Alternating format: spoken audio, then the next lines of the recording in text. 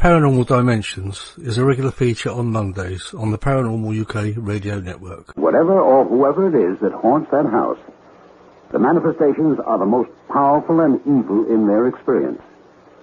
They all mention nameless horrors.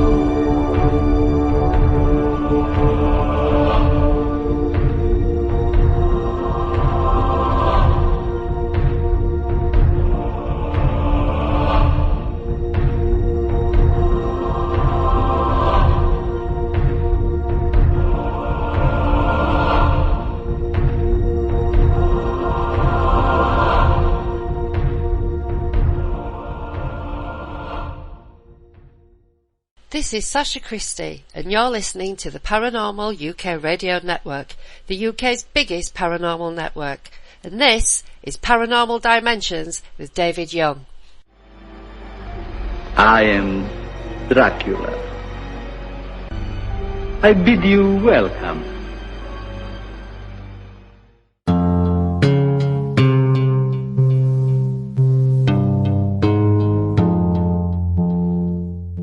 Hello and welcome to the show. Thank you, Sasha, and thank you, Count Dracula, for that quick word. Now, today's show is a poltergeist special. It's something that interests me quite a bit. I don't know too much about it. I've not experienced it, but Jonh Fraser has written a book, Poltergeist, A New Investigation into Destructive Haunting.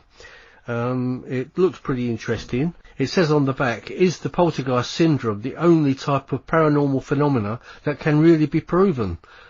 I suppose when you look at things flying about in a room, when witnesses see it, it is quite a lot of evidence, I must say. So anyway, let's bring Jonh on. Hello, Jonh. Welcome to the show. It's a pleasure to be with you, David. Excellent. So it's very, as we were just talking about, we've spoken a little bit on Facebook and everything, but not really had a chance to talk to each other. Well, here we are, and we arranged this show a little while ago. It wasn't too long ago, but I've been looking forward to it. And as I said to you, I've got your book on the way. It's in the post at the moment. By the time this show goes out next Monday, which is, if you're listening to it now, it's today, I'll have your book in front of me. So, but it looks very interesting, Jonh. It's about poltergeist, which I believe is your speciality. It's, well, I've been more of a ghost hunter for, the last 20 years or so.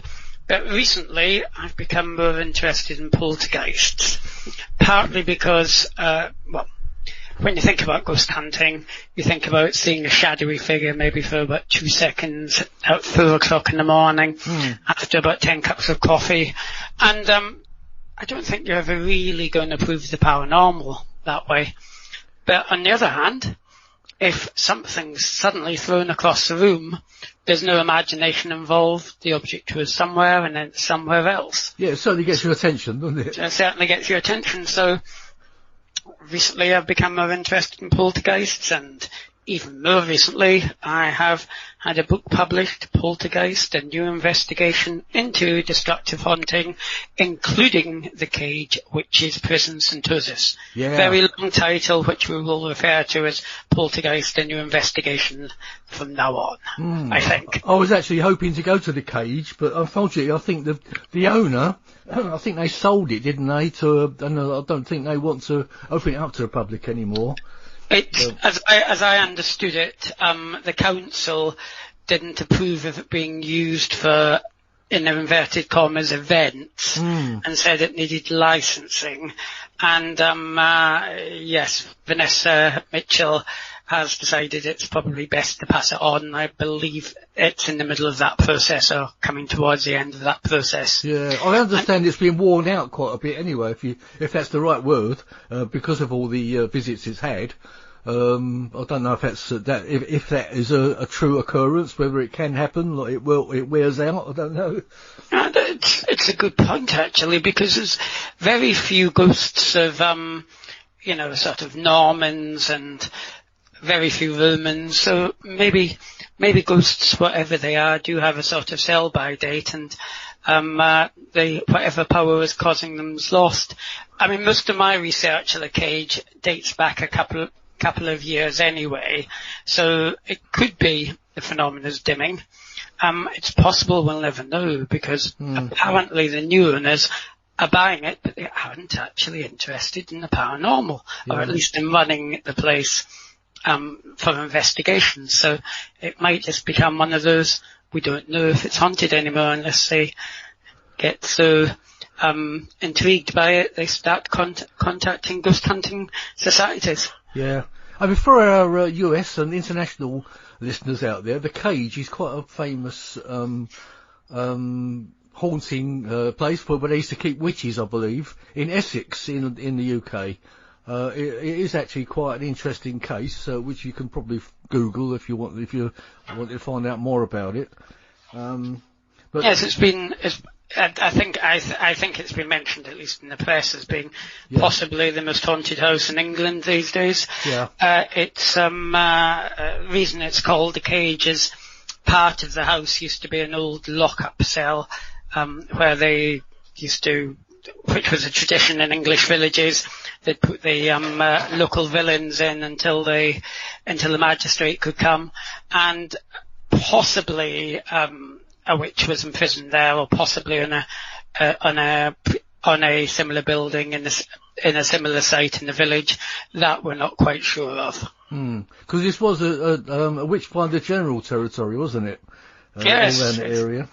Yes, Matthew Hopkins, good old Matthew Hopkins, got about, for your American listeners, Matthew Hopkins was a wonderful man who, during the British Civil War, when there was a lot of lawlessness, offered out his services for a big fat fee to go around from village to village in old Suffolk, trying to discover witches. So if you didn't like your neighbour, you could put them up for a witch, and he would invariably find them guilty of something, and then collect the fee and leave them to their fate. A very good movie about that, starring, I think it's Vincent Price. Yeah, from the 60s, was it? Or maybe the early 70s, the late 60s. But well worth googling and downloading. I'm sure it's on Netflix. But it gives you a flavour of the of at least the area of Essex and Suffolk that we're dealing with. It's very old and very historic. Yeah, it's a very interesting subject, I have to say. So, with your experiences in poltergeists, I mean, have you actually had the experience? Sorry, with your experience in poltergeist phenomena, have you actually had any experiences with poltergeists? Well, I am lucky or unlucky enough to be about as psychic as the average brick. That's another question I was going to ask you. But the two kind of go together, if you know what I mean. I haven't had any overwhelming paranormal events happen to me. I could probably consider myself more of a psychic paranormal researcher these days than a paranormal investigator. But probably the best thing I had was many years ago, when I first joined the Ghost Club. I was invited to an investigation by Peter Underwood, its president and author of about 40 books, to an old aircraft museum at Cosworth. And Peter thought he saw the shadowy figure of an aircraft pilot, and at the very same time when we put the lights on, all the fire exits had swung open.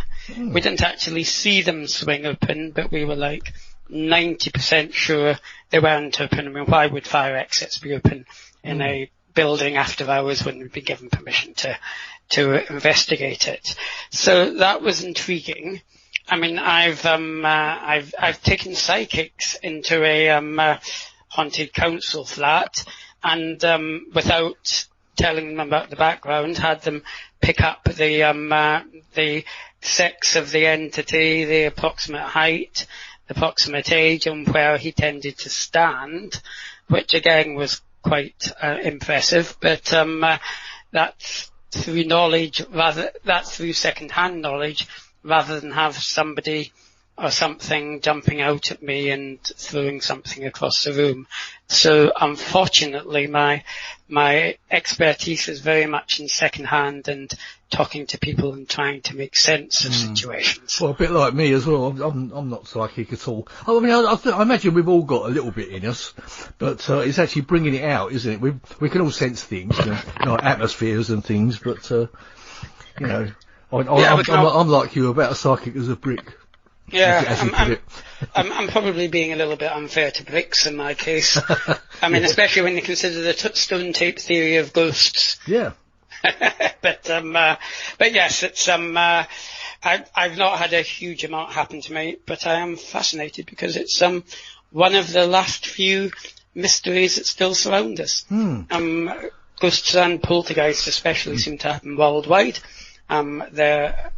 There seems to be a real similarity of what happens worldwide once you take apart the sort of cultural aspects, and I want to know what they are. Sure. I mean, what's your opinion of the stone tape theory? I had Richard Felix on the show a few months back, actually, and he went into quite a bit of detail about it. But it does sound believable and acceptable.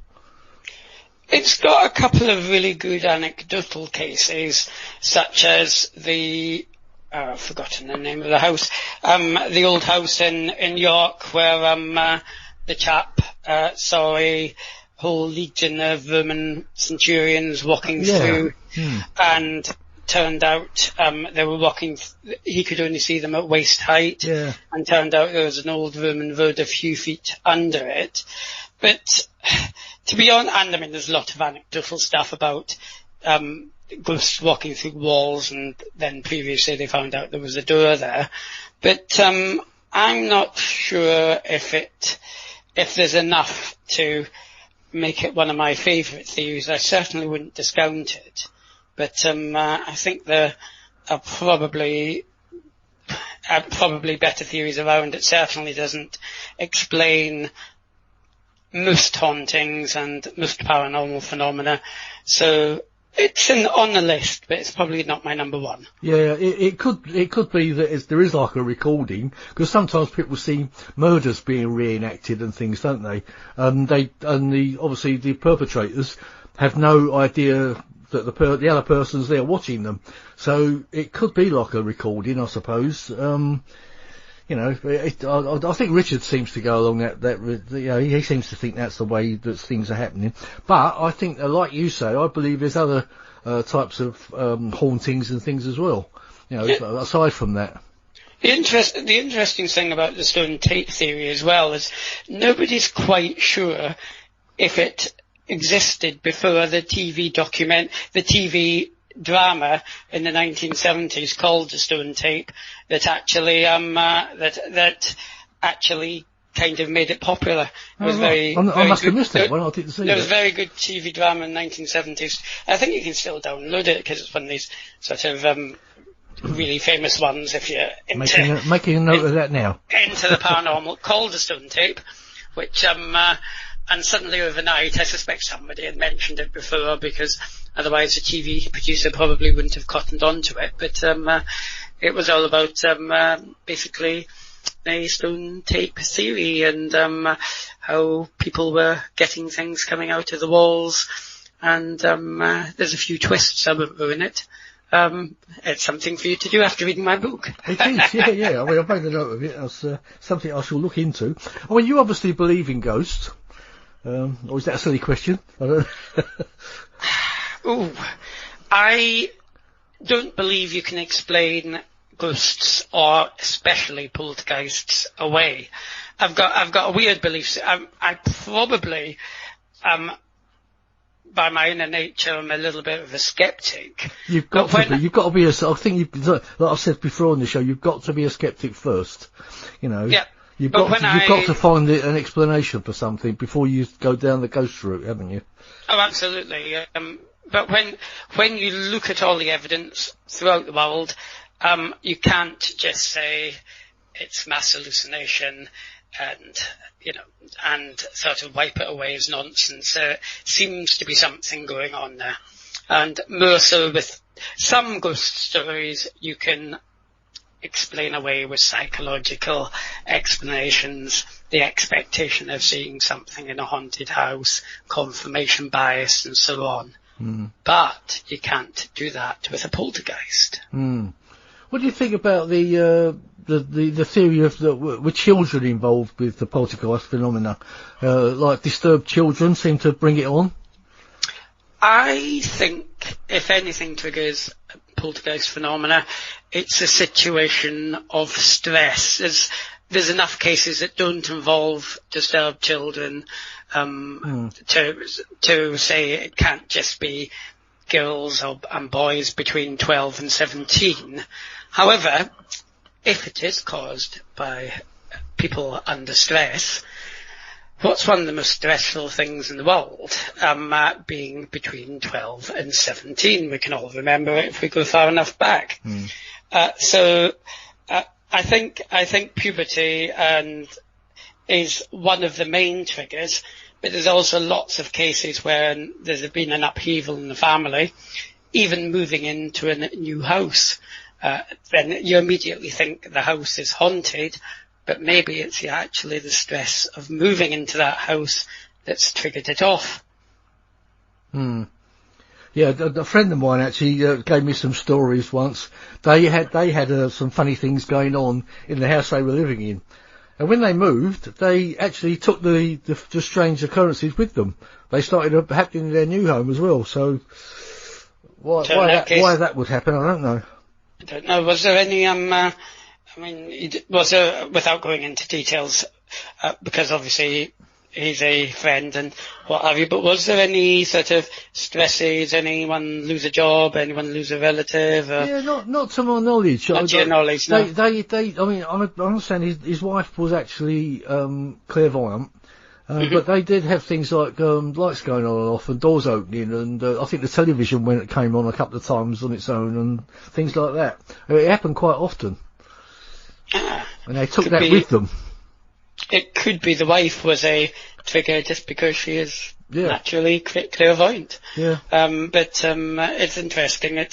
There's a lot of electricity and electrical implications with poltergeists. A famous case in Germany where somebody had just broken off from an engagement. She walked into the law office and suddenly all the lights started to blow. In fact, even a photocopier, which in the 1970s was a big thing, was suddenly moved. So yes, poltergeists definitely have some kind of electrical connection. Yeah. I do hear some people do have effects on electricity as well. I've had a couple of shows that I've done which have actually not come out because the other person said, "Oh, that always happens to me," and I've had to re-record them again. Well, I shall repeat again. I'm as psychic as a brick, so it's not going to happen this time. No, I already know it's recorded, because I've got my. That's not a problem. How about how do you feel about interdimensional things? Could that explain some ghosts? If there's anything interdimensional going on. I must admit, I can't comprehend what interdimensional means. I know what it means literally, but what is another dimension? Are we talking about? I know what you mean. Are we talking about going down portal? We can talk about going through to portals to another dimension and things like that. But I prefer to try to explain things in terms I can understand. Yeah. So I kind of step back a little bit from that because how do you prove what's in another dimension unless you find another way of, unless you find a way of popping through there? Yeah. And I don't think that's going to happen in my lifetime or yours for that matter. No, obviously. I see it as, it's explained as such a thing as we can only see a certain amount of the light spectrum. But there's sort of loads of it either side of that which we can't actually pick up, and it's like the different vibration planes. That's kind of the way I see it. But so things can be existing alongside each other. It's not impossible, but before I'd have any opinions, I'd have to find a gadget that could get into one of the other light spectrums and so on. Otherwise, it's kind of like, it could be true, but there's no way of progressing it. Yeah, obviously it's all theory. That's right. Yeah, so I'm on the fence with that one, but at least what we do know is poltergeists do seem to happen when there's an element of stress. They do often seem to happen when there's particular geomagnetic circumstances. I can think of a famous case, Langenhoe Church, in which there was a lot of poltergeist activity both in the church and nearby houses, and that was actually the epicenter of the quite famous Colchester earthquake in the late 19th century. It's the closest thing we've ever had to a full-on earthquake in the UK for the last few hundred years. So that's interesting. There's also another little gem done by one of my former colleagues in the SPR, a guy called Lambert, who actually worked out that 2/3 of poltergeist cases started in wet winter months, and I think about 75% of them started within a couple of miles of a large water source. So it seems to be that there's at least a arguable case for water being some kind of energy conductor as well. So we've got a few solid things with poltergeists, and I mean they might nip in from another dimension, but until we can, kind of understand or picture or measure that dimension, I'll sit on the fence, but I'm not saying no. No, I know exactly what you're saying. It's something we can't prove either way, isn't it? It's a bit like religion. We can't prove anything that's, it's just one of those things that's always been there, and you've only got anecdotal evidence of what anyone tells you. It's a bit like saying poltergeists are caused by imps and demons. Yeah. I mean, you never know, they might be, but as we can't comprehend or really work out what an imp or a demon is, I tend to stand back. I also stand back from that view because if you're going round to somebody's house who's having some fairly traumatic experience, the last thing you want to do is knock on the door and say, "Hello, I'm a demonologist." Yeah. Such as what Ed and Lorraine Warren used to do. That I don't approve of because it's liable to panic people and make the situation worse. Yeah. Yeah, I know another Warren that makes things worse as well, but we won't go into that. Oh. I thought there was only two. So, as far as your hauntings, so were you part of an investigation group, or did you do it alone, or? I used to be vice chair brackets investigations of the Ghost Club.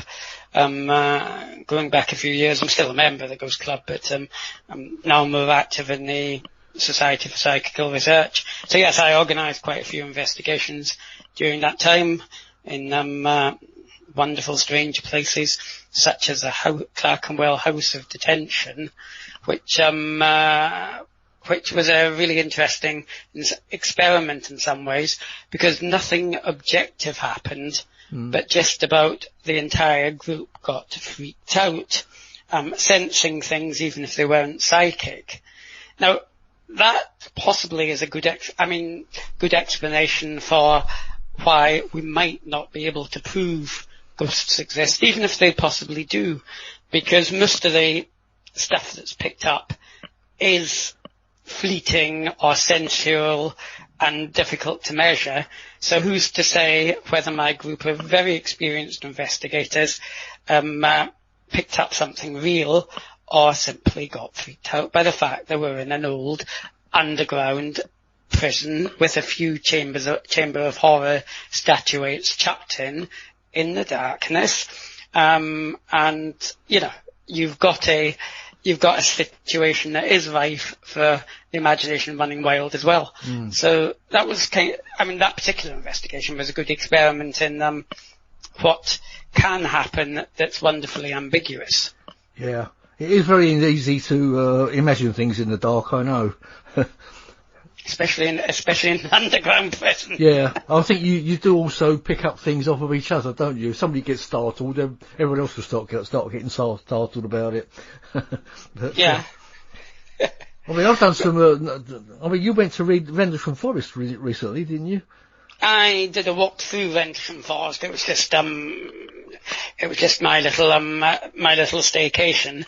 So I did a walk through Rendlesham Forest just to sum up the area. I'll probably try and do a little bit more serious research on it, because I'm also I kind of think, I mean, you've got UFOs. Let's set aside the fact that there may be little green men from outer space, and to think of it as a paranormal phenomena for a second. They're not green, apparently. They're not green. There you go. That theory's disproved already. You've got witchcraft. You've got ghosts. You've got poltergeists. You've got practicing psychics and so on. And I tend to think, rather than have about 7, 8, 10 different undiscovered powers, I'm kind of playing the game that there might be one sort of expressing itself in different ways. And as much as I'm interested in a very famous incident at Rendlesham, which has been on your show quite a few times, I was as much interested in the peripheral phenomena, such as I believe some people have experienced stones dropping behind them, and so on, which is actually quite common to poltergeist phenomena. So I'm just dabbling my toes and trying to see if there's a connection between all types of phenomena. But anyway, my little walk through Rendlesham Forest, which was once you go out of the car park, which was mobbed, it was actually very quiet and very peaceful and, a little bit eerie. I actually saw a wooden wigwam that was built by somebody, probably survivalists or something. And I went over to have a look. And then suddenly there was a rather loud bang behind me. And I remembered all the stories about falling stones and things like that, most of which had happened in the dark. And I thought, have I got lucky? And I turned around, and there was a pine cone lying just behind me. Now, if you think about it, you've got very tall trees. Yeah. Pine cones are going to fall quite a distance and make quite a loud bang. So I just kind of hypothecated whether if somebody was walking there in the dark and suddenly heard a loud bang behind them, shone a torch, first thing they saw was a stone, might it not be pine cones, because there's a heck of a lot of them to fall off the trees at Rendlesham Forest. Although that's purely was an off-the-cuff theory. It'd be interesting to look at times of year people have experienced it. I have to check to see when pine cones tend to fall, but they obviously get ripe at a certain time and then obviously fall and reproduce more trees. Yeah. But that was just a very interesting little event that happened that got me thinking. Yeah, I think you've got to put that one down to coincidence, haven't you? You've got to, with that just happening like that, I think you've just got to call it coincidence. Yeah, but I'm just wondering if that might happen to other people and been misinterpreted, but I'm not saying it has, and not saying it hasn't. But what I would say about that place is I walk there through the daytime. It would make an excellent place to spend a few hours in the evening. It is. Yeah. Yes, and I'm sure you've been quite a few times, haven't you? Yeah, I've wandered about in the pitch dark and everything, and we've seen the UFOs. Well, I'm saying UFOs. We've seen stars that move and then stop and move and stop. I've seen, orbs. Orbs are very common. Now, I don't know what your opinion of orbs are, but you can take several pictures all in the same direction. Most of the pictures will come out black. Then all of a sudden you'll get, obviously you can't see them at the time, but when you look back, you'll see a couple of the photos in the middle have got orbs in them. Now, if that was moisture or dust, you'd have those orbs in every picture, in my opinion. We might disagree about that one, but that doesn't matter. I mean, I don't know about the action of dust and wind and what have you, but I mean, I started getting orbs in about 2000, 2001, and I was quite fascinated with them, you know, as we all were. But they did seem to be a little. We didn't seem to get them in the 90s. I don't know how long you've been doing it, but it does seem to be something that has just cropped up with the digital camera. Yeah. And because it's just cropped up with the digital camera, and there is a mechanism for especially digital cameras that are reasonably cheap, but not only ones that are reasonably cheap, you know, and don't have so many pixelization. How dare you? Are you saying my camera is cheap? I immediately added, but not only ones that are reasonably cheap, because I saw I'd started digging at the surface, and I thought I shouldn't dig any deeper. But no, I mean, with the reason we were getting them so often in the early 2000s was because he had poor pixelization in my opinion, poor pixelization cameras that were distorting dust easily. It's a lot more difficult these days with the sophisticated cameras that both you and I have. But nevertheless, it's not impossible. I'd have a look at the orb photos and chuck them around my my photographic friends and have a look, because I'd never prejudge anything. No. But I do kind of start from if they can be produced normally, which they can be, we'd have to cut out that normal explanation to begin with, at least. Yeah. I mean, another thing you do get a lot, you can take photos, or the same again. There's no mists, apparently, there's no mist around at all. But in a photo that'll come out, you get like a mist shape in it as well. And yet there's nothing visible to the naked eye. Yeah, it's a fascinating place, and I'd want to find out more about it, both from the UFO angle and there's also supposed to be a sort of, is it a shook monkey or something like that? Oh, there's all sorts of things being seen, wild cats and all sorts of things. Yeah, I think I've heard about somebody spotting a sort of half monkey, well, nearly something like a Bigfoot type creature. Yeah. And I'm wondering, you know, are all these things kind of manifestations of something strange caused by a particular power in a particular area? Yeah. Well, some people will argue about the dimensional aspect of it again, where things pop in and out of different dimensions through portals. You can walk through that forest, especially at night, and you can feel temperature changes in particular spots. You know, it'll go cold in a particular spot, which is pretty weird.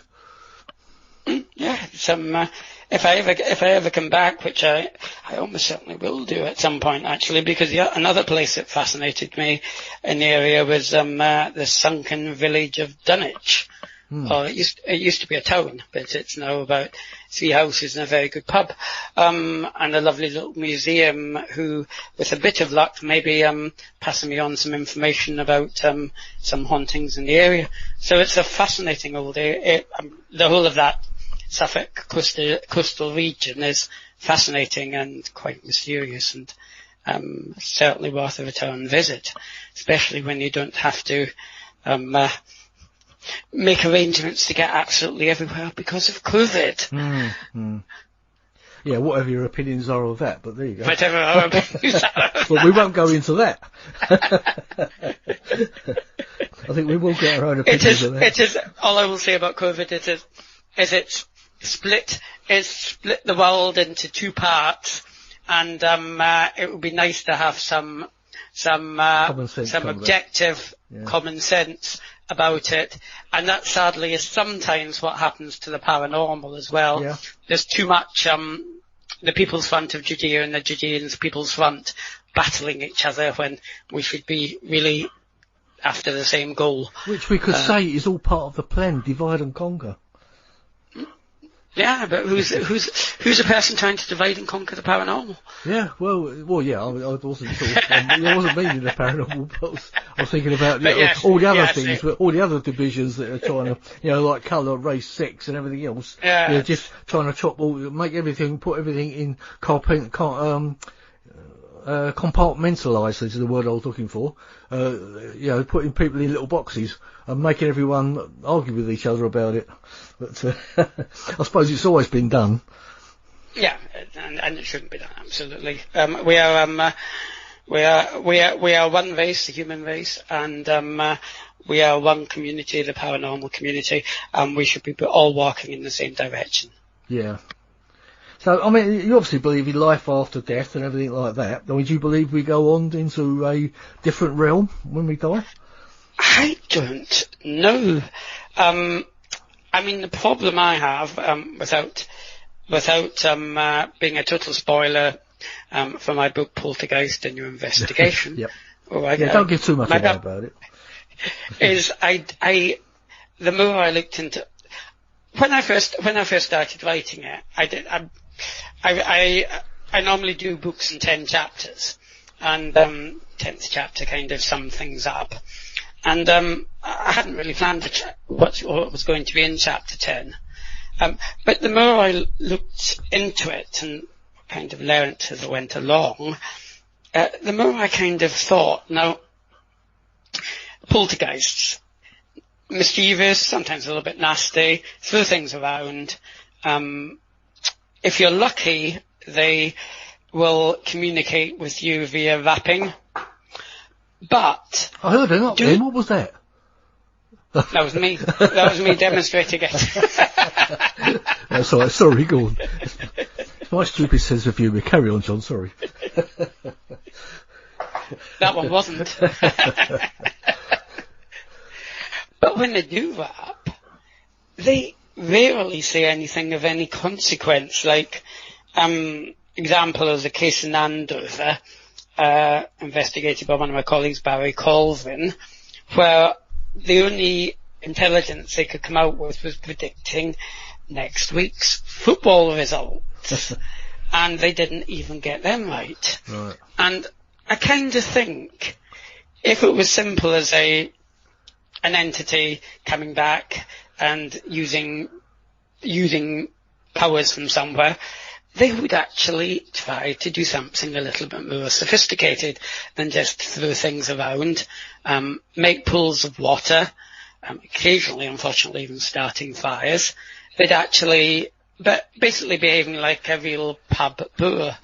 And I kind of think if it was as simple as the afterlife, if I came back as a poltergeist, I'd want to sort of put out sophisticated messages and tell people I was still here in some way or another. And you don't get many of that, or many cases that have that. One possible case being Enfield, where the young girl communicated in a male voice, but even that is somewhat controversial. But on the average poltergeist case, it's just random things disappearing, reappearing, doors opening, slamming, banging, and so on. So I kind of think, most of us are decent people. I mean, if we wanted to come back, is that all we'd do? Yeah, but on these poltergeists and any hauntings, they're supposed to be trapped spirits that maybe don't know they're dead. And, like most of us, when we die, we probably just pass on, like, into the great light, or what it is, into that, higher dimension, and we may bypass that, part of it. Then it may be, but wouldn't a trapped spirit actually start saying, who are you, this is the 15th century, or something? Yeah, but I think they do that, don't they, on occasion? So I've heard. Not very often, actually. Not when it comes to, there's seances which pick up whatever seances pick up. I've got a medium friend that actually went round a cage and picked up all kinds of entities, which she said had nothing whatsoever to do with the cage. It was just channeling into the to the seance. Now, I don't know many. I mean, let's have a think afterwards, and if I'm wrong, if I'm wrong, I'm wrong. But I can't think of many cases where you've got very specific information from a poltergeist entity as to who they are and what they're doing and what they want. I mean, the Pontefract case, the Black Monk of Pontefract, about as much chance of him being a black monk as there is of me being psychic, to be honest. I mean, there was a very good poltergeist case there in the late 1960s in the council flat in Pontefract, which was previously licorice fields next to an old leprosy hospital. No hint of a monk there. There was a hearsay story that a monk was hung because of the murder of a child, but nothing in research to back it up. It was said the hanging spot was where the council house was, but the hanging spot is actually in the centre of Pontefract next to a pub. So unless they made a particular exception and decided to take this monk, which we have no background research for at all, into a licorice field to hang him, the story of the entity doesn't stand up at all. But the interesting thing is, though, there are 2 monasteries and 1 hermitage in Pontefract, which is a small town. So if you're trying to identify a ghost, you've kind of got a place steeped in, ecclesiastical heritage. So it's probably, if you've got to give it an identity, it's probably the one you'd choose. And that gets even more interesting, because if you go from Pontefract to Transylvania, just in a quick hop, if the government will allow us, without 2 weeks quarantine. We're not going to go into that, but I just thought I'd say it. There's actually a lot of, not the black-caped vampire cases, but there is a vampire mythology out in Transylvania, which obviously Bram Stoker improved on. But if we actually look at what they regarded, and most of Eastern Europe regarded as vampire cases, they do tend to involve lots of bangings, which were blamed on a dead person, things being thrown around, strange noises, very much like a typical British poltergeist case. Now I'm wondering if, obviously something strange happens, you kind of name it after something that's a bit weird, a bit strange, and possibly a bit evil in your own culture. In the case of a monk, no, it's not evil, obviously, but it's certainly part of Pontefract culture. And in the case of Transylvania, and to be honest, the rest of Eastern Europe, Transylvania is just a good place to start. It could be that all these vampire cases are actually poltergeist cases in disguise. Indeed, yeah.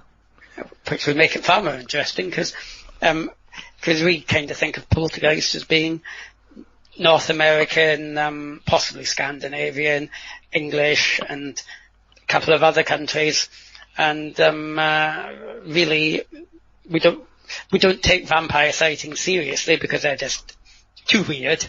But if these are just the same thing under a different description, again, you're starting to get towards this one strange power we don't fully understand. Indeed. Oh, you must be a little bit psychic, because I've got vampires written down on my notes here I was going to ask you about, and Count Dracula. It must have been because... I actually had Count Dracula introduced in this programme at the beginning, so... Oh, that's weird.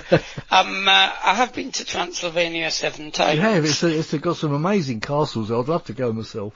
It's absolutely fascinating, and we were lucky enough to, I went as a part of a Ghost Club tour, which has kind of got me interested in the folklore, which is where the theories came from, but we were lucky enough to be taken around by 2 of the guys that basically invented vampire tourism in communist times. Main guy being a guy called Nikolai Paduaru, and I'm glad you said that, not me. Yes, it's difficult to. The other one's even more difficult, so we'll stick to Nikolai. But they basically, him and his colleague, were basically the ones that got the Castle Dracula Hotel built on the Borgo Pass. They actually had to ask Ceausescu's permission. Apparently they got him drunk first. Oh, right. I think that was pretty easy though, wasn't it? Yes, I think it probably was. But he never quite knew what he was going to do when he was drunk, so it was actually quite brave of them. But they got very steeped in the folklore, and they actually got quite interested in the paranormal as well. And so they gave us a wonderful tour of all the places, and yes, the bad news is the real Castle Dracula isn't on the Borgo Pass, which is actually quite nice rolling alpine hills, but is the one that was actually built by Vlad the Impaler, the real Dracula figure, is a place called Puanari, which is supposed to be haunted as well, but unfortunately it has 1,200 steps to get to the summit. Wow. So it's quite an effort, but it's well worth it. Yeah, because as I say, that's where the Dracula legend came from, Vlad the Impaler. In fact, that's quite a nasty name. It sounds worse than Dracula, doesn't it? Vlad the Impaler.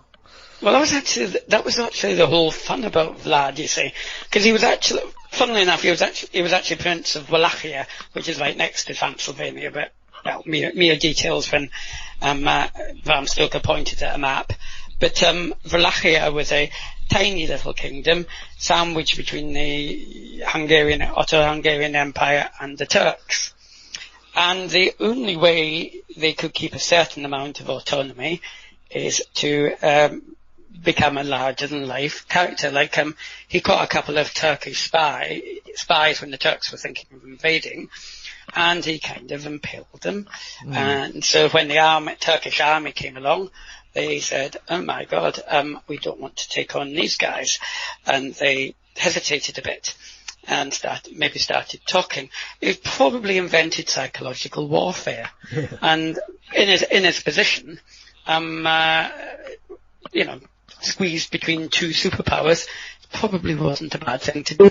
In Romania, it's actually very much regarded like we'd regard King Arthur, as a sort of folk hero. He hasn't got even though he was quite ruthless, he had to be, and he hasn't got that one-dimensional reputation we have.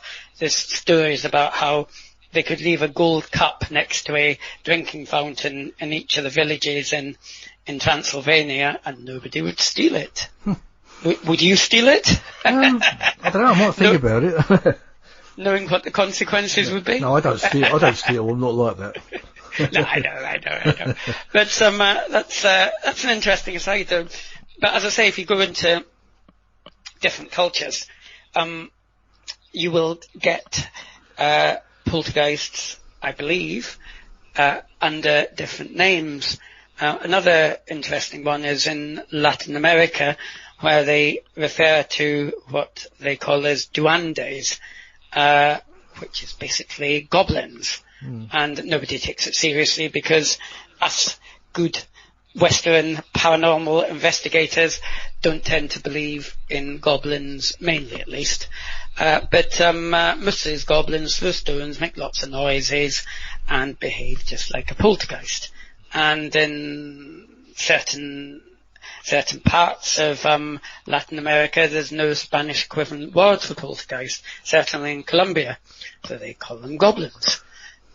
So we don't take their story seriously because they're going around calling them goblins, but probably we should. It's just a cultural thing. We've possibly got a worldwide phenomena, which makes it far more likely to be real because we haven't got the same, we don't feed off of each other in the same way, and everyone talks about ghosts and certainly this and that and the other, but if another culture that we don't interact with too much are talking about the same things but naming them differently, far more likely they exist. Yeah. Well, it's a bit like the same with UFOs, isn't it? You had cultures that from thousands of years ago talk about craft in the sky landing, and and they didn't know anything about each other. Exactly. Just out of curiosity, because you know more about UFOs than I do, do you believe in the material theory of UFOs, i.e., actually people coming from other planets to visit, or do you believe more in the dimensional theories, or UFOs as a straight paranormal phenomenon? I'll try and give an honest opinion on that. I do believe there's extraterrestrial life. I do believe it's possible that they could be coming here, because I mean, if there's planets out there, which there definitely are, and they could be millions of years more advanced than we are, there's no reason why they can't be flying around the universe and checking out different planets here and there. I do believe that we have been visited, especially way back in the past, all this ancient alien theory and everything. I won't say everything is all true and everything that you see on there, but I do believe that there has been some sort of interaction there. As far as the Rendlesham Forest incident, I believe that there was something interdimensional happened there. That's my own thoughts and theory about it. I mean, Jim Pennisterman, I had him on the show. He seems to think it could well be us from the future. It's only a theory. He doesn't say that it's definite. It's just a feeling that he had. So Colonel Holt says he doesn't know what the hell it was they saw. So he stood by that basically all the time. He just says what he saw, what they experienced. So yeah, my thoughts are that we have been visited, we are being visited, and some of it is interdimensional and some of it is extraterrestrial. Does that answer your question? Yeah, absolutely. I've told this a few times on the show. In 1966, when I was living in Essex, which I'm moving back to shortly, I actually saw a big oval orange object going across the night sky about 1 o'clock in the morning, and it was pulsating. It wasn't a bright light, but it was large, and it was different shades of orange, and it was completely silent. So what the hell that was in 1966, I just don't know. So I mean, I've told that story countless times, so excuse me out there if you've heard it so many times, but it's better than my opening fire exit. So you are probably If that was a conventional paranormal thing, you are probably more psychic than me. Well, maybe. I mean, we do get these theories about that they actually come to you. Whether that's true or not, I don't know. I mean, there's another thing I've mentioned a few times on this show. When I was young, living in London, I mean, I'm quite a bit older than you, John, unfortunately. Well, I was sitting on my steps at home, and I remember watching the star move and stop and move and stop. It was going in a downward motion. Now, this would have been about 1959, 58. At the time, I just thought it was a star moving. Being a kid. It was only when I got to a teenager I thought, well, what the hell was that I was watching? A star moving, and it was definitely a definite stop and move. It was going a fair distance, then stopping, and then moving again. So I really don't know what that was. I can only put it down to a UFO, because even back then there wasn't satellites about. They didn't sort of start until the late 50s, early 60s. And satellites don't even stop and move and stop and move. So what that was, I don't know. It certainly wasn't a star moving and stopping. I know that. No, it's fascinating. That's why I suspect that's why we're both interested in it, because it would be good to know or think, or even know it's possible that there's something else out there. I mean, be it some powers or possibly other well, there's definitely other races out there. I mean, by a mathematical certainty, there's other there has to be, but it's a question of how close they are. Well, I mean, I've had quite a number of people on this show now over the last couple of years, and it's amazing how many times the same type of story occurs, like the Greys, the reptilians, and things like that, and people that have seen them and experienced them. It's actually quite mind-blowing when they give you similar descriptions. It's and they're not getting it off of each other, because really they even know each other. So it's something I can't explain it, but I mean, once upon a time I couldn't actually I thought the reptilian thing was all like all David Icke and a bit far-fetched and like that. But since I've done a little bit of study into it myself and heard so many stories, there is truth in it. It's like we go back to the interdimensional thing, that it's something that's on a different vibration plane just outside of us. And apparently they affect people like mass murderers and things like that. They apparently play on our fear. That's the way I understand it. Well, is it any weirder to see a reptilian being than it is to see, assuming he doesn't exist in the conventional sense, say Bigfoot or the Loch Ness Monster? It's just, isn't that just, well, I mean, as I say, unless there really are herds of real half men, half apes out there called Bigfoots, I mean, it's certainly the two experiences are very similar. Yeah. Although somehow it's more respectable to see a Bigfoot than it is to see a reptile. Yeah, I know what you mean. I mean, talking about Bigfoot, I mean, that's another thing, isn't it? We've got civilizations that didn't know anything about each other, but they all talk about a Bigfoot type creature, like the abominable snowman. You got Bigfoot in the States. You got obviously the Sasquatch is the same thing anyway, but they all give this same story. We've even got one in Scotland apparently. Now we've got the grey man of Ben MacDohui for sure, although that's only seen at fairly high altitude. It could be, there could be explanations for that. But I'd like to, as I say, I've written this book, Poltergeist: A New Investigation, which I have subliminal messages from my publisher to mention about every 7 or 8 minutes. My apologies for that. Yeah, but I'll put a link onto the page anyway. Okay. But as I say, I'm interested in looking into other spheres in the future, such as Bigfoot, to really see what the Bigfoot experience encompasses. I mean, not many people, I don't think, actually see a Bigfoot full on. They hear noises, bangings, maybe, I don't know, maybe they have stones thrown at them, maybe they don't. Well, I'm not a Bigfoot. Big footprints and things, don't they? Apparently, unless they've been faked, but well, it depends exactly. I mean, big footprints would be indicative of it being something real, although you'd have to be a footprint. You'd have to know your footprints and know how they develop 5 hours later in the mud or what have you. I mean, one of the funniest footprints, which I do mention in the book, because I talk briefly about the Amityville case, is if you remember, at one point, they claimed to see pig eyes through the window and then saw a cloven footprint in the snow, which they decided must be the footprint of a devil. Now, I mean, I looked into that a little bit, and I mean, footprints in the snow, apparently the footprint of a sparrow, once the snow starts melting, can look like the footprint of a bear. So you have to be careful with footprints, but certainly when you're dealing with mud, I suspect it's got more of it keeps more of a print.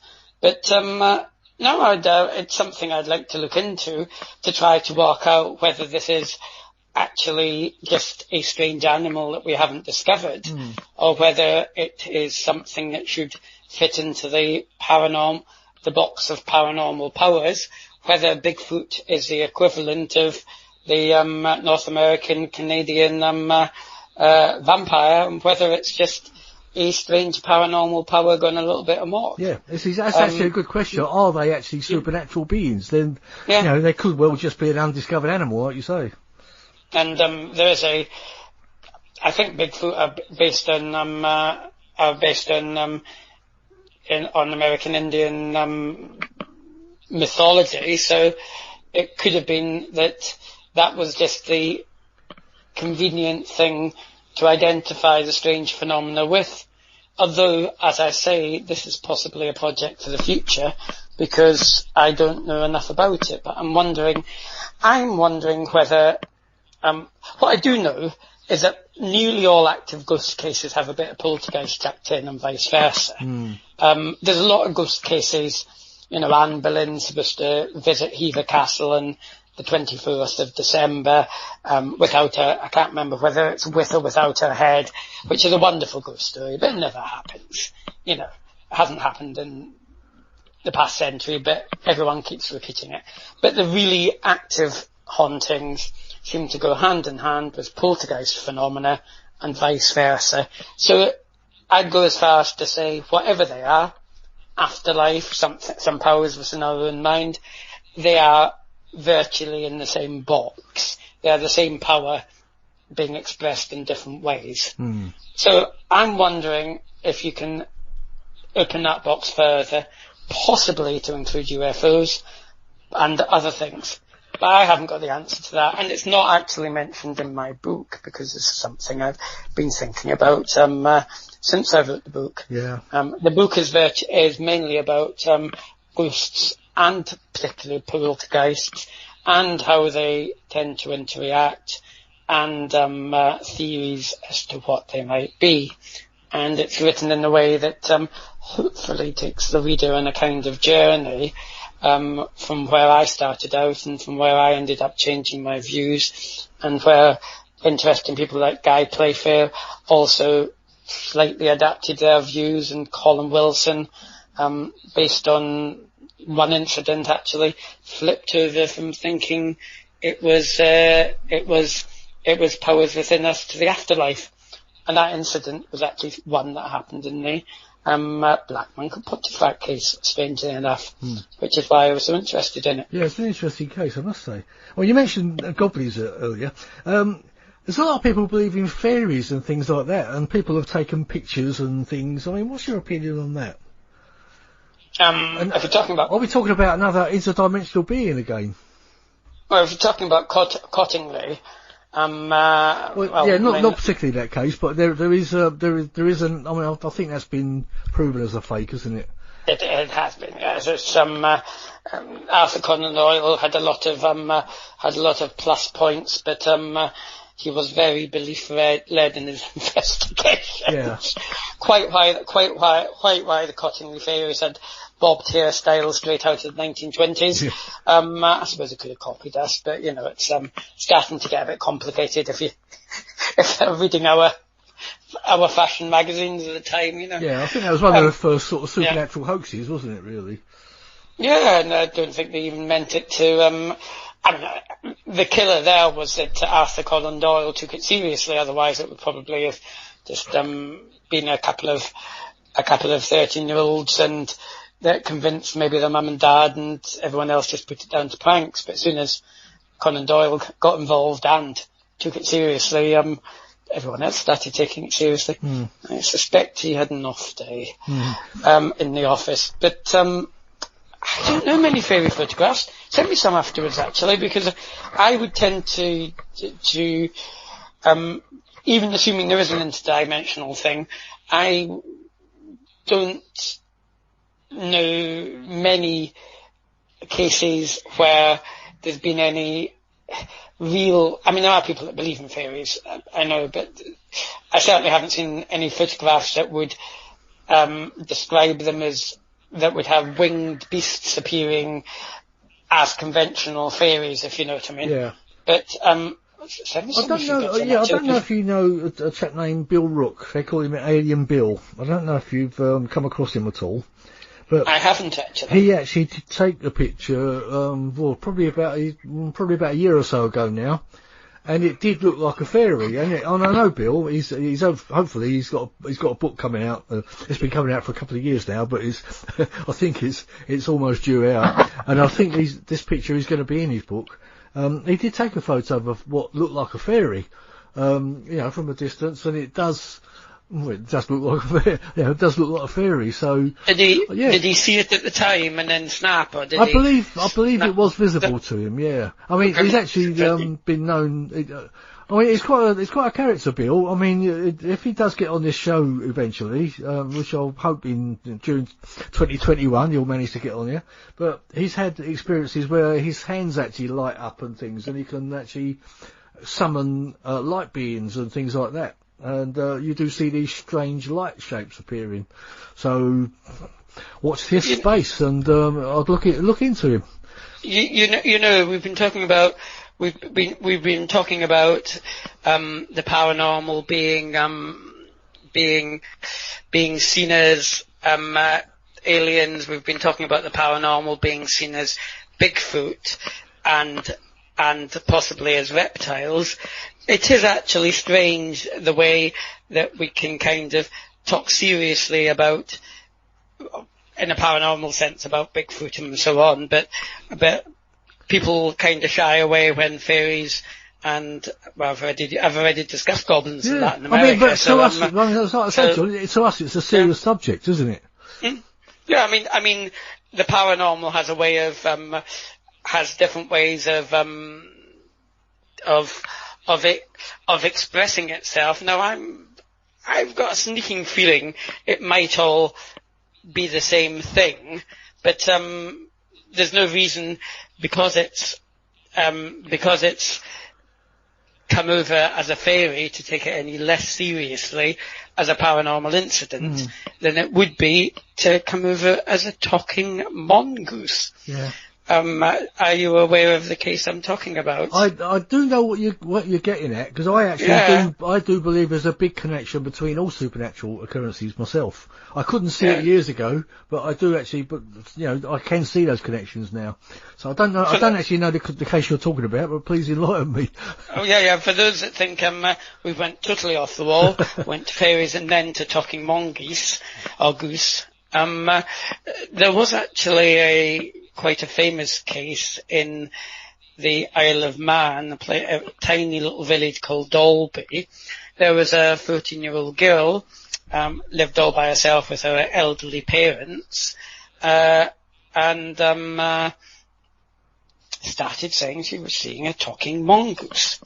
Now, they had actually introduced mongoose in a nearby farm on the island, so she did have a sort of connection, an understanding of what they were. Funnily enough, it started off as a talking weasel, and then I think somewhere down the line a weasel wasn't very sexy, so it became a mongoose.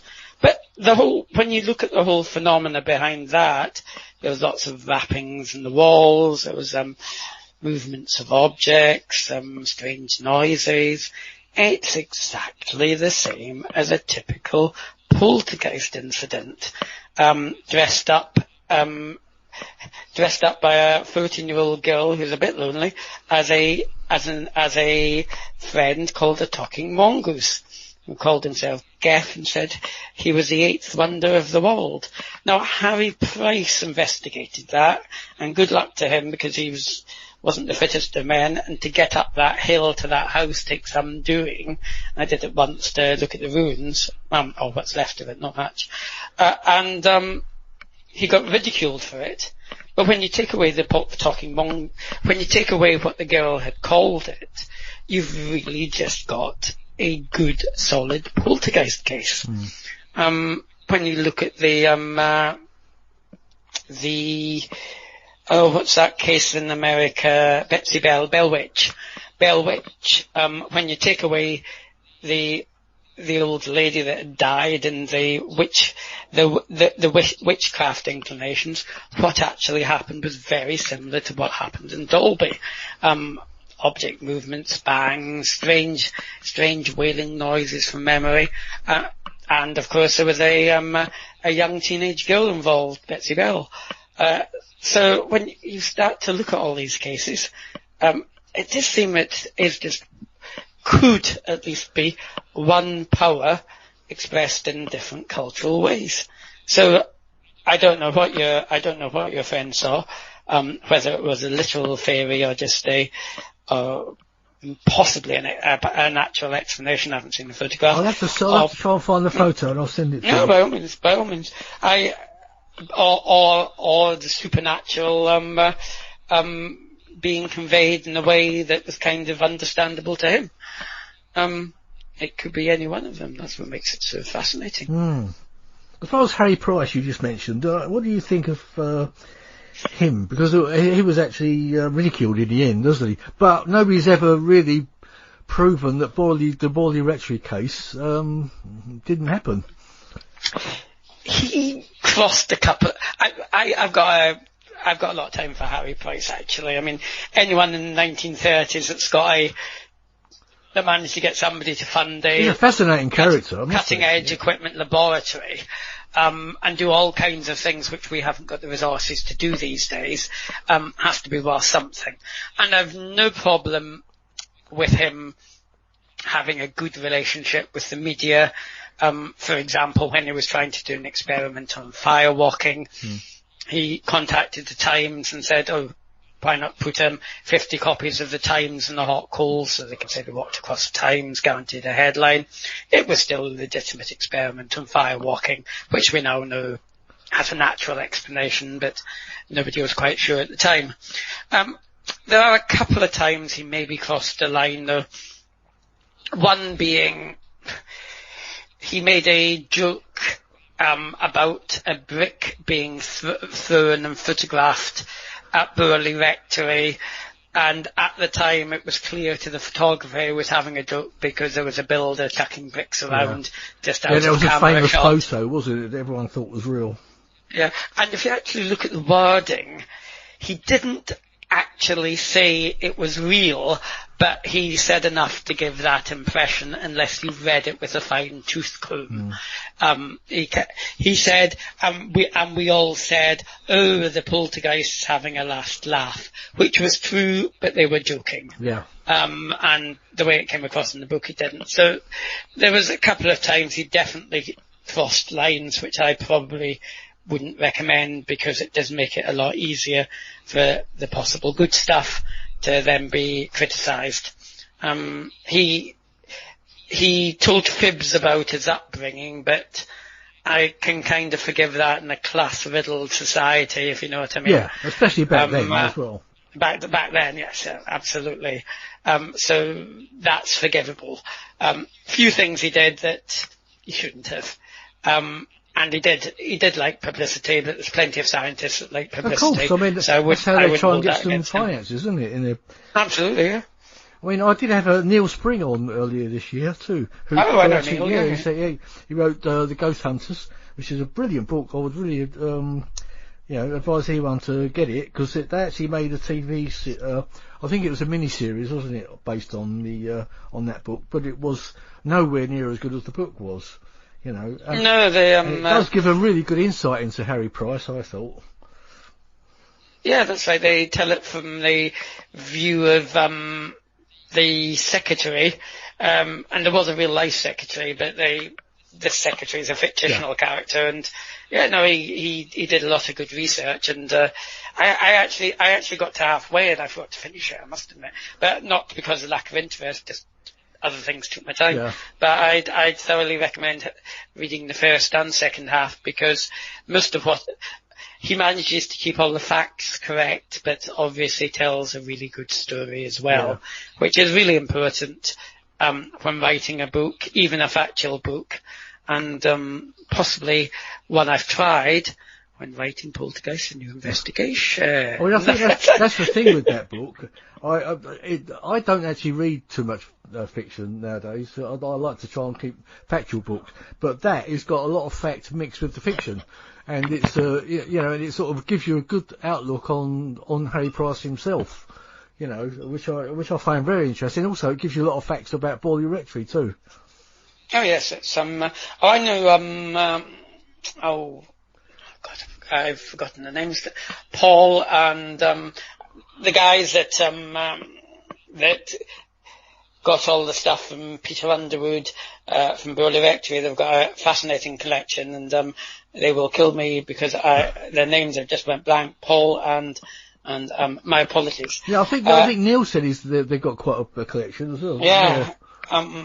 But they've got the Burley Bell. They've got bits of wire from the servants' bells at Burley that rang, and so on. So it's probably worth a fortune, to be honest, if you sold it on an American site. Absolutely. But good luck to them. They have a very good book with with Peter Underwood about Burley Rectory, and they deserve to have the remnants, all that's left of the rectory. Yeah. I suspect your American listeners will know about Burley Rectory. Not only American, but worldwide. Well, we've got Canadians and Australians. We mustn't forget everybody out there.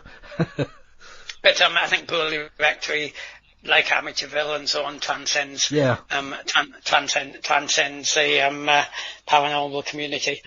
Yes. Also, what makes it particularly impressive is I was saying that most well authenticated cases have poltergeist and haunted elements. Well, in Burley Rectory, you've got a whole century of them. You've got poltergeist wall rapping. You've got the nun appearing in the walk, which actually does back up the stone tape theory quite well. It does, yeah. Because she's a very repetitive nun.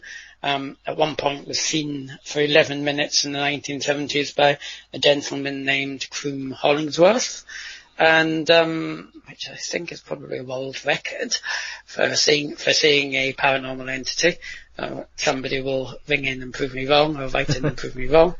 But you've got 100 years, you've got dozens, if not hundreds, of witnesses, and it's very difficult to pick apart whatever you actually think of Harry Price. Yeah, exactly. But nonetheless, whoever he was and whatever he was, he's a very interesting character anyway, and he's well worth studying out there. Oh, absolutely. Yes. I think he started off with good intentions. Whether he ended up that way, I'm not quite sure, but I think he started off meaning well anyway. Whatever. I say, just in closing, I wanted to get your opinions on astral travel. Have you ever spoken to anyone that's experienced it, or have you been interested in it at all? Ooh. Do you mean? Yeah, when you can. You mean something over and above near-death experiences? Yeah, when you can actually leave your body during sleep and travel wherever you wish, kind of thing. Because some people seem to be able to control it, don't they? I must admit, it's not a speciality that I've looked into, so I will keep an open mind. No, I just wondered if you may have come across anyone that sort of experienced it. No, funnily enough, I think one or two people have mentioned it to me anecdotally, but no, it's I've very much been a ghost and poltergeist type of guy up till now, and I'm actually starting to get more fascinated by other aspects of the paranormal, possibly to see if they tie in with the aspects of the paranormal that I do have a better understanding of. But at the moment, I don't know terribly much about astral travel. So because of course it is linked to the near-death experience where people leave their body during an operation or something and they come close to death, and they see things on tops of cupboards and things which they had no way of seeing. They couldn't have seen it in any other way apart from leaving their body. Well, and astral travel being the controlled method of doing that, if you like. Now it's interesting because I often wonder. I mean, you've got poltergeists, and then you've got physical mediums, or people that can do RSPK. And I often wonder whether the two are one and the same, except one can be controlled and the other cannot. I mean, Matthew Manning's a good example because he started off as being riddled with poltergeists incidents and gradually learnt to control them, and is now a world-famous medium and healer. And I kind of think there's probably a connection between them, so it's probably likely to be a connection between near-death experiences and astral travel. But that's one you will have to ask me about in a couple of years if you ever invite me back onto your show. Oh, definitely. I mean, I hope we'll meet up in person at some point. No, absolutely. I've got to meet you, because you'll have to sign my book when it arrives. So. Oh, if you'd emailed me, I could have sent you a signed copy. Oh well, I've done it. I've done it the wrong way round. I bought it on Amazon. I've still got a few copies lying in my wardrobe that were meant for talks which were cancelled because of COVID. Oh, right. Oh, that's a shame. so if anyone out there wants a signed copy from John, I'll actually put a link on the page, and you can get one from him. Yeah, absolutely, but if not, Poltergeist, a new investigation into destructive hauntings, including The Cage, which is Prison St. Joseph's, and that's the longest title you could possibly imagine, so that's why we call it Poltergeist, a new investigation. It's a bit like, I think we were mentioning earlier, we like our long words in the paranormal. We have ASAP, the Association for Scientific Study of Anomalous Phenomena, and so on. So in a great tradition, I gave it a long title. But it does include quite a lot about the Cage at St. Joseph's, which is a very famous case, and so probably justifies the title. That's why those long words, I'm often falling over my tongue with some of those long words, so that's why it's nice to get the guest to say it rather than me. Well, I certainly wouldn't want to do that one after a couple of pints of socially distanced beer in a pub. Oh no, not a new normal, please. But, I'd rather go back to the old normal. Yes, I think the working from home normal I can certainly go with. But yes, and there's one or two silver linings, but no, that is a cloud, and I hope it goes away soon, for everybody's sake. And we can get back to doing what we love most, which in our case is exploring the unknown. Exactly. But I was just saying, if you want to do it the easy way, the book with the very long title by John Fraser is also available on Amazon and other good booksellers. It is, and I will put a link on the Paranormal Dimensions page for it. And well, John, it's been fantastic talking to you, and thank you for coming on. Thank you for sparing the time. And, it's been an absolute pleasure. And as I said, I do hope to run into you at some point. You'll have to if you're coming. Well, I'm moving back to Essex, so maybe I'll keep in touch with you, and perhaps we can get together and have that pint at some point, and you can sign my book for me. Absolutely. What part of Essex? Just out of curious. Well, we're supposed to be moving to Canvey Island. We were about 5 weeks into it now, so we're waiting for. I think it takes about 8 weeks for everything to go through. So we've probably got about another 3 weeks to go yet. So.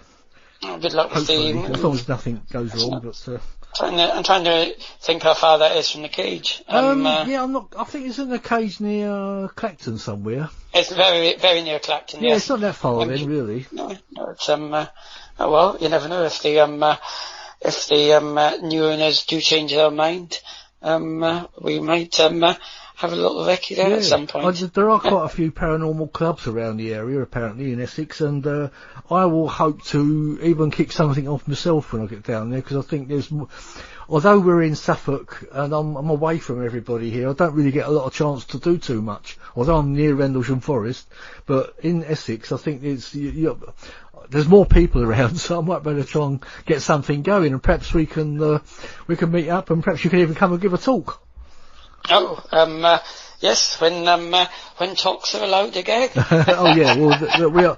Yeah, there is that. I mean, I was actually going to try and do another Colonel Holt conference this year, or Rendlesham conference. Like a 40th anniversary, but unfortunately with everything just not happening, we just couldn't do it.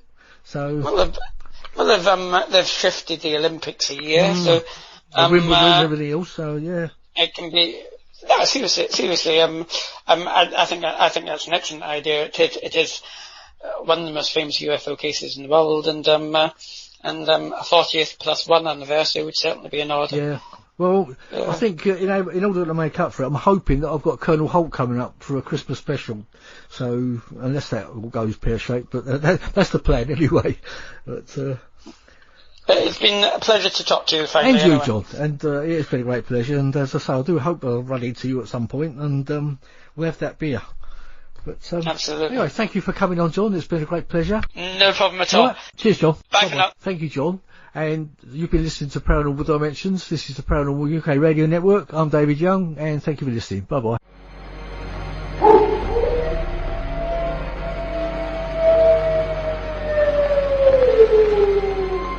Listen to them.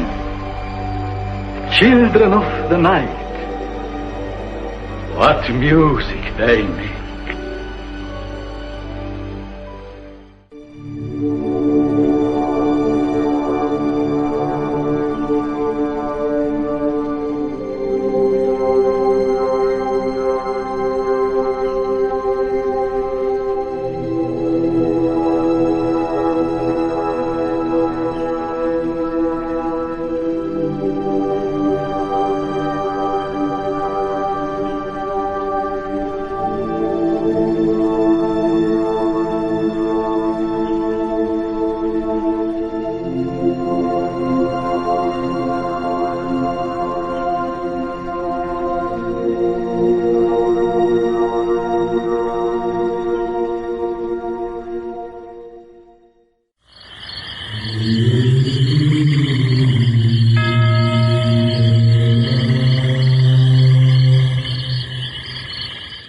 Paranormal Dimensions is a regular feature on Mondays on the Paranormal UK radio network.